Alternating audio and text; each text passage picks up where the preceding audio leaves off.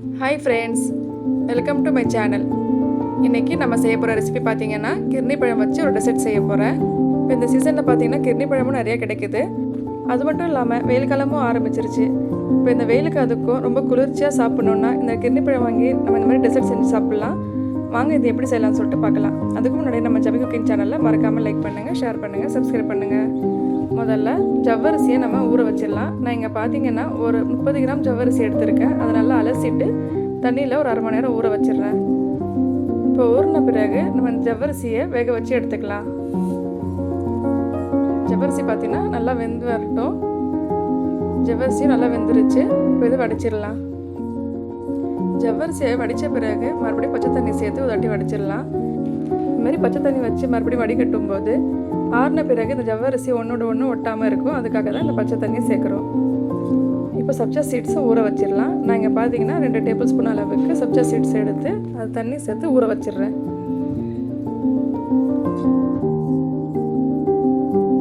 இப்போ எதுவுமே அரை மணி நேரம் ஊறட்டும். நான் இப்போ இங்கே 1/2 லிட்டர் பால் எடுத்திருக்கேன். அந்த பாலை நல்லா காய்ச்சிக்கலாம். ஒரு பாத்திரத்தில் 50 ml பால் எடுத்திருக்கேன். இந்த பால் பார்த்திங்கன்னா சூடான பால் இல்லாமல் ஆறின பாலாக இருக்கணும். அதில் 2 டேபிள் ஸ்பூன் அளவுக்கு கஸ்டர்ட் பவுடரை சேர்த்துக்கணும். சேர்த்து கட்டி இல்லாமல் நல்லா கலந்து விட்டுக்கணும். இந்த கஸ்டர்ட் பவுடருடைய ஃப்ளேவர் பார்த்திங்கன்னா நான் வெண்ணிலா ஃப்ளேவர் தான் எடுத்திருக்கேன். ஏன்னா கிர்னி பழத்து கூட இந்த வெண்ணிலா ஃப்ளேவரோட டேஸ்ட்டு சேரும்போது ரொம்ப டேஸ்ட்டாக இருக்கும். அதுக்காக தான் நான் வெண்ணிலா ஃப்ளேவர் எடுத்திருக்கேன். நீங்கள் வேணால் வேறு ஃப்ளேவர் கூட எடுத்துக்கலாம். ஆனால் கிர்னி பழம் வச்சு செய்யும்போது இந்த வெண்ணிலா ஃப்ளேவருடைய டேஸ்ட்டு தான் ரொம்ப நல்லாயிருக்கும். அதுக்காக தான் நான் வெண்ணிலா ஃப்ளேவர் எடுத்திருக்கேன். பால் பார்த்தீங்கன்னா நல்லா காய்ச்சாச்சு. அடுத்து இதில் மிக்ஸ் பண்ணி வச்சுருக்க கஸ்டர்ட் பவுடரை இதில் சேர்க்கணும். சேர்க்கும்போது கிளறிட்டே இருக்கணும். விட்டோன்னா அடி பிடிச்சிக்கும். அதனால் விடாமல் நம்ம கிளறிட்டே இருக்கணும். சேர்த்த பிறகு 5 நிமிஷம் விடாமல் கலந்துக்கிட்டே இருங்க. அதுமாதிரி கலந்துகிட்டே இருக்கும்போது இந்த கஸ்டர்ட் பவுடரில் இருக்க ஒரு மாதிரியே பச்சை ஸ்மெல் வந்து போயிடும். இப்போ சாப்பிடும்போது நல்லா டேஸ்ட்டாக இருக்கும். இப்போ பார்த்தீங்கன்னா 5 நிமிஷம் விடாமல் கலந்து விட்டாச்சு.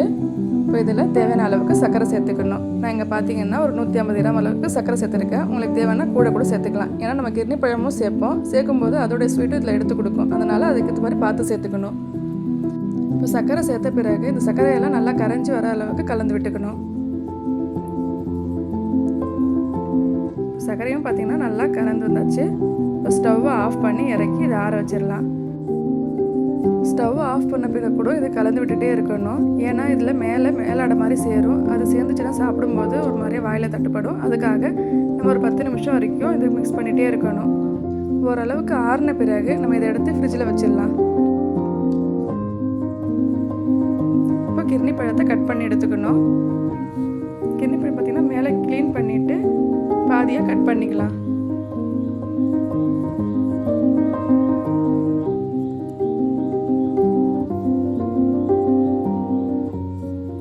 பார்த்தீங்கன்னா கிர்னி பழமும் கட் பண்ணியாச்சு.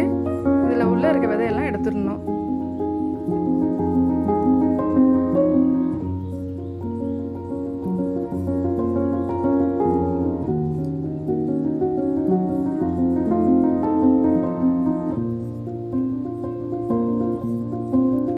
விதையெல்லாம் எடுத்த பிறகு ஸ்பூனை வச்சு உள்ளே இருக்க பழத்தை எடுத்துக்கணும்.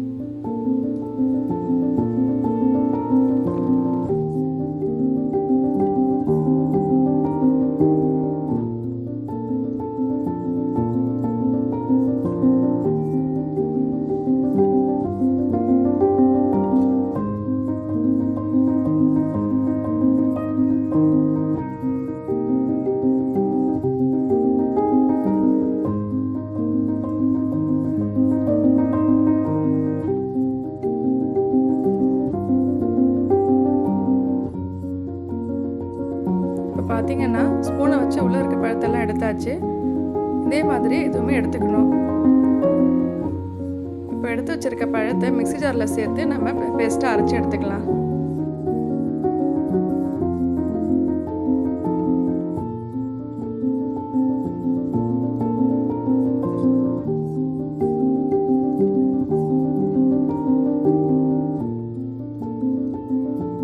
எல்லாமே ரெடி பண்ணியாச்சு. இப்போ மிக்ஸ் பண்ண வேண்டியதான்.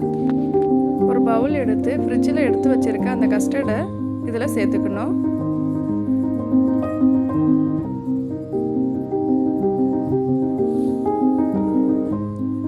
அது கூட ஊற வச்சிருக்க சப்ஜா சீட்ஸை சேர்த்துக்கணும்.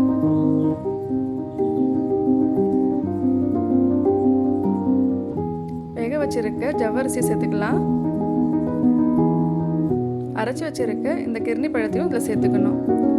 சேர்த்த பிறகு இது எல்லாமே நல்லா மிக்ஸ் பண்ணி விடணும். இந்த ஜவ்வரிசி பார்த்திங்கன்னா ஒன்றோட ஒன்று ஒட்டி இருக்கும். அது எல்லாமே நல்லா மிக்ஸ் பண்ணி விடணும். இன்னொன்று முக்கியமான விஷயம் பார்த்திங்கன்னா, நம்ம எல்லாமே ரெடி பண்ணி எடுத்து வச்சுட்டோன்னா எப்போ சாப்பிட போகிறோமோ அப்போ எடுத்து இதெல்லாம் மிக்ஸ் பண்ணிக்கலாம். ஏன்னா கிர்னி பழத்தோட பால் சேரும்போது ஒரு 10 நிமிஷம் கழிச்சு சாப்பிட்டா ஒரு மாதிரி கசப்பு தன்மை இருக்கும். நம்ம எல்லாமே ரெடி பண்ணி எடுத்து வச்சுட்டோன்னா நம்ம எப்போ சாப்பிட போகிறோமோ அப்போ எடுத்து எல்லாம் மிக்ஸ் பண்ணி சாப்பிட்டா ரொம்ப டேஸ்ட்டாக இருக்கும். அதே மாதிரி பொடியாக கட் பண்ணி வச்சுருக்க கிர்னி பழத்தை இதில் சேர்த்துக்கணும். இது எதுக்காக சேர்க்குறோன்னா, சாப்பிடும்போது ஒவ்வொரு பீஸ் அந்த கிர்னி பழம் வரும்போது ரொம்ப டேஸ்ட்டாக இருக்கும். அதுக்காக தான் சேர்த்துக்கிறேன். இப்போ எல்லாமே நல்லா மிக்ஸ் பண்ணியாச்சு. ரொம்ப டேஸ்டியான கிர்னி பழம் டெசர்ட் ரெடி.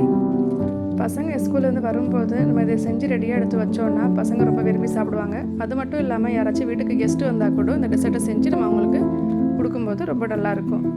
அது மட்டும் இல்லாமல் இப்போ நோம்பு மாதம்ன்றதுனால இஃப்தார் டைமுக்கு இந்த டெசர்ட்டை செஞ்சு வச்சு கூட நம்ம சாப்பிட்லாம். ரொம்ப ஈஸியாக கிர்னி பழம் வச்சு டெசர்ட் எப்படி செய்யலாம்னு சொல்லிட்டு பார்த்தீங்க. நீங்களும் இதே மாதிரி வீட்டில் ட்ரை பண்ணி பாருங்கள். உங்களுக்கு இந்த வீடியோ பிடிச்சிருந்ததுன்னா மறக்காமல் லைக் பண்ணுங்கள், ஷேர் பண்ணுங்கள், சப்ஸ்கிரைப் பண்ணுங்கள். தேங்க்யூ ஃபார் வாட்சிங்.